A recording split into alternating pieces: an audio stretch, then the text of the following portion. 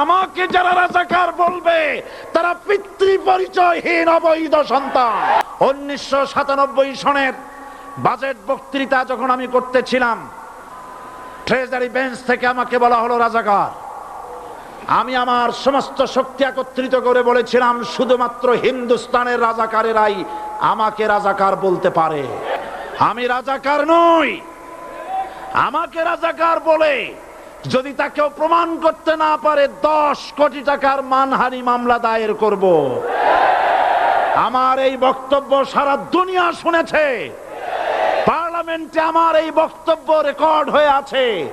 সেদিন 3 শতাধিক পার্লামেন্ট মেম্বারের কেউ আমার চ্যালেঞ্জ গ্রহণ করেন নাই।